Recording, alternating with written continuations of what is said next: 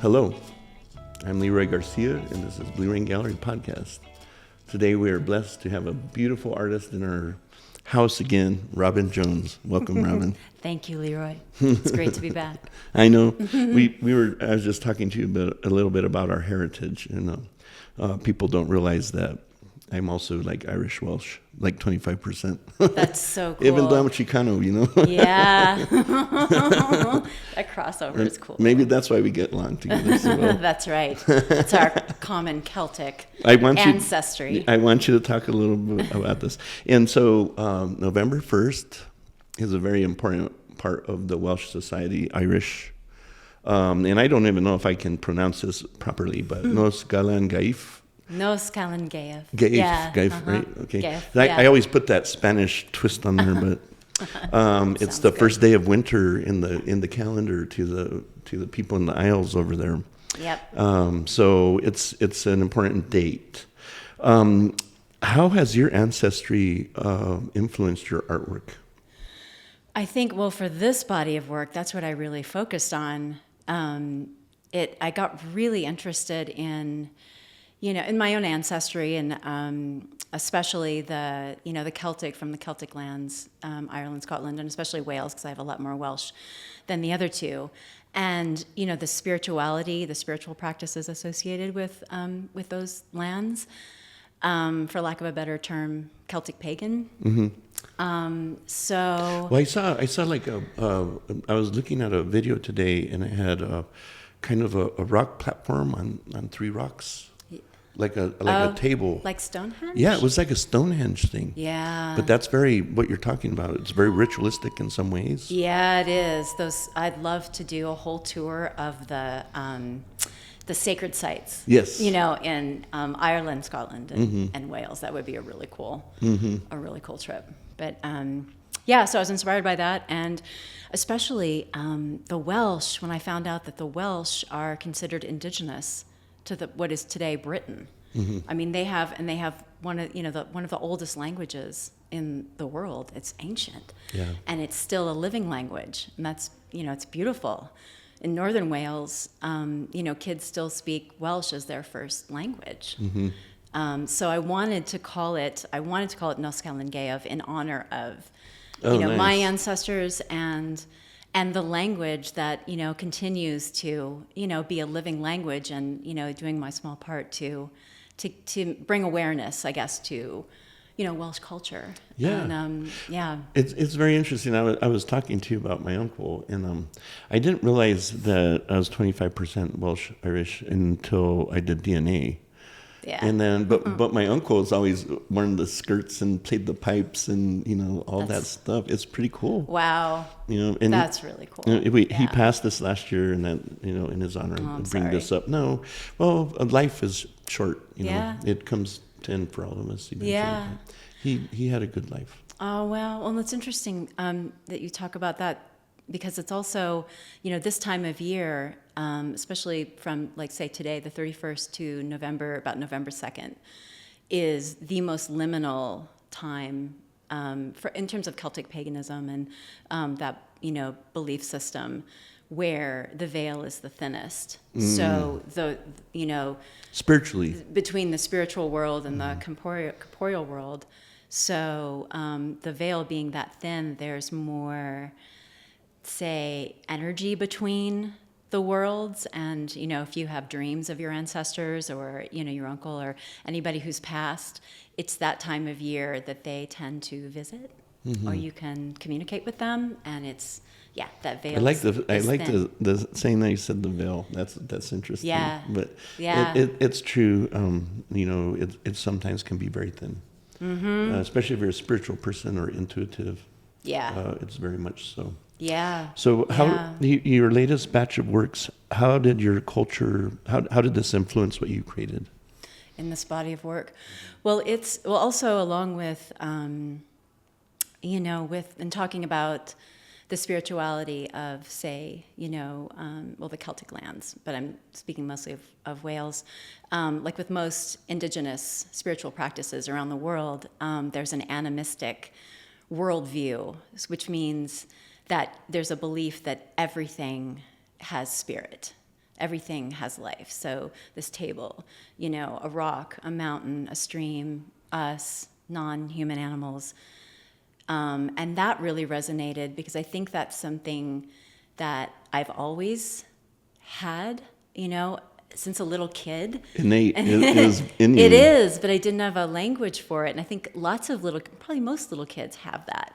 But then we tend to, grow out of it. And I think our culture tries to ignore the spirituality part of things because they're more about on the scientific basis of like if you can't explain it or prove it, it doesn't exist. Yeah. But when you're intuitive or spiritual person, that's irrelevant. Mm-hmm. So that's pretty cool. Yeah. I watched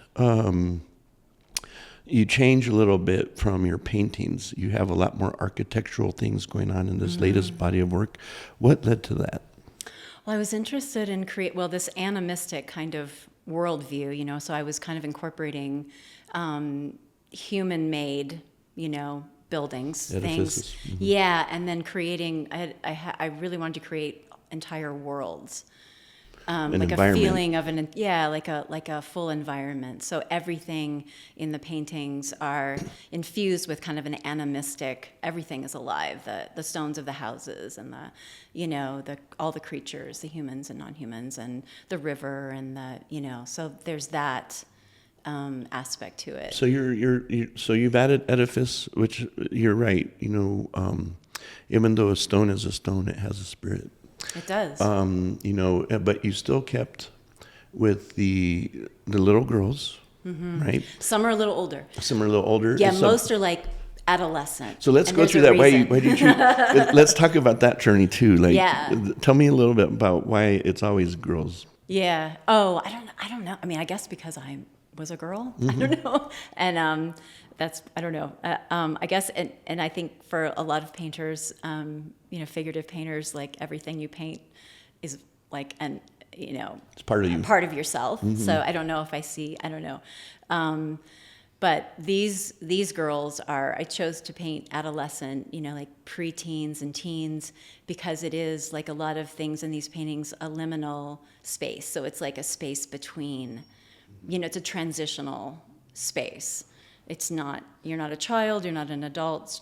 That age is really powerful. As a father, I understand. Yeah, I bet. It's definitely a transitionary period, but it's a beautiful period too. It is. Mm-hmm. Yeah, it is. It's a lot of growth. Yeah. I can see that, and so there's insects and birds still, and let's refresh how you feel about the environment. Oh yeah, well it's and the animistic part goes it goes kind of hand in hand with my concern for the environment and the climate and protection of natural spaces. I think if we all had a bit of animistic belief or kind of viewing things as having spirit or their own like quote unquote personhood, we'd maybe be more apt to, work to save those things or, work towards preservation. So what is the relationship between the environment and the young girls that you're painting? Mm-hmm. What message are you trying to convey overall by mixing those up? Yeah, creating worlds. Well, I envision this whole... I wanted a feeling captured for each one of the worlds, and they're different. They're mostly Celtic pieces of Celtic, landscape or architecture. A few of them are New Orleans, actually, because I find New Orleans. I love New Orleans. That's funny. I love New Orleans, and it's and I find it to be, especially the French Quarter, very liminal, kind of spiritual vibe to it. Yeah. So. So in creating these worlds, I wanted to create the feelings of, liminality, of otherworldliness, and also animistically, just everything being alive, everything in the painting, if you think of, the buildings and everything having equal personhood. I guess. I think that's cool. Flowing and energy. Yeah. Well, I Oops. picked 3 paintings that I wanted to talk to you about, and you can give me some ideas what your perspectives are. And one's the thin veil, which we talked a little bit about the veil, right? Yes, that is it. That's the veil. Yeah. Yeah, and that was one of the first ones I did. It's a beautiful painting, by the way. Oh, thank you. Thank you. Well, I really wanted to, first of all, it's Wales. So this is a specific rural beautiful stone house in Wales. And and it does have that tunnel. It's like a, stone, tunnel, and the kind of, stone wall that goes in front of the house. So if you're looking at it, the tunnel is considered a liminal space. There's the river, or the kind of stream that she's kind of half in the stream and half in the reeds or the grass. That's a liminal space. The reed warblers, which are the birds, they're just, I just wanted them to kind of have a wild kind of movement, so everything is moving and everything is alive. And the butterflies behind, and they're not in proportion to her, and that's also, I kind of did that on purpose. It's a beautiful interaction. We actually have an artist that creates those in bronze that we put on the wall. Oh. And they're very beautiful. Oh, wow. The reed warblers? Yes. These birds? Oh, No, the butterflies. Oh, the butterflies. Oh, wow. Yeah, Bryce Pettit. Oh, yeah. Oh, I love his work. Yeah. So it just reminds me of this total interaction. Yeah, right. And his sculpture has that kind of feeling. Yeah, it's like somebody should buy this painting and also buy some Bryce Pettits to put with them. It's a good idea. Okay, so there's another one. They have gone through and through me. Yeah, that's from a quote. It's actually, this painting is my a little bit of an homage to the Brontë sisters, and especially Emily Brontë, who wrote Wuthering Heights. So it's kind of a Wuthering Heights themed painting with the girl I kind of see as, she could be Kathy from Wuthering Heights, that kind of wild girl of the moors, nature.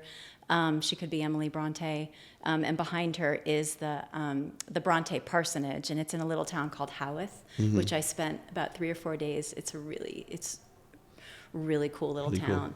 Yeah, and that's the Brontë parsonage where they lived. When I think about those old buildings back there, it reminds me of coldness because of all the stone and it's damp. I know, it rains all the time. It's But you brought some sunshine to it. How's that? That's right.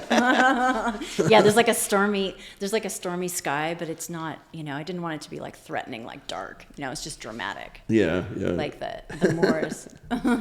Okay, and then there's Reclamation, and I like the vaulted ceilings. Oh yeah. There, right? Yeah, that's a cathedral. That one is a cathedral in Wales, and it's a crumbling cathedral. So it's dying.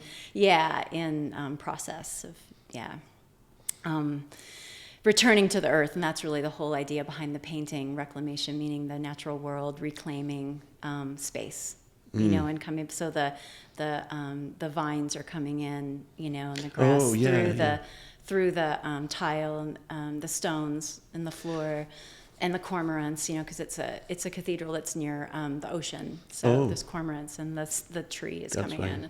Yeah, so that's the idea behind that. It reminds me of my yard. I have trees, and now it's tearing up all the concrete. It's amazing how nature overtakes everything again, and it's a renewal. Yeah, in a sense, right? I love that. Yeah, it's a renewal. Yeah, I love that. All right, Troy is not listening. Oh yeah. Well, this is another New Orleans girl, actually. But, she doesn't look really happy. She looks like she's going to kick some butt. I thought of her as Cassandra from, the Greek, Trojan women. Oh. She's the prophet that sees the future, and nobody listens to her, and she's tortured by that. That's kind of her. And the dragonflies, I've used dragonflies in many paintings, but a couple of these in this show, and they, to me, always symbolize. They have a spiritual aspect to them, and they're kind of the connection between the spirit world and the material world. The native population here also adores them. And they're actually a symbol of life in water, because if you see a dragonfly there's usually water around, and Right. we live in an arid climate. So Yeah, that's important. so Yeah. they do have a spirituality that's Yeah. tied to them. If you, I think for our audience, sometimes if you just start looking and thinking about things, it gets deeper. Then it's not just a dragonfly. It's like, what does a dragonfly mean Right. in this painting, or the bird, or whatever you're doing, Robin? It's very spiritually tied to something. Mm-hmm. And that's the beauty of you and your work. And Thank you. I think it comes out very wonderful. Oh, that's sweet of you. Thank you. Aw. Like I said, you're one of my favorite people. Oh, you're one of mine. And I don't like these podcasts to go very long. And Yeah. I think we Yeah, capture the essence of what we need.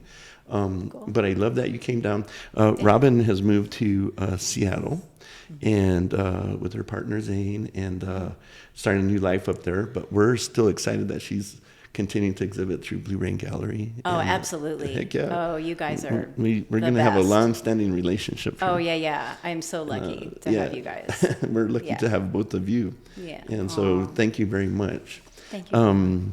Like to encourage our audience, if they're watching this on our blueraingallery.com website, you can subscribe to any of the podcasts through any platforms. We're on all of them.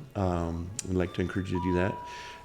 We'd also like to encourage you to go to our online store. You can probably find some Robin Jones in there.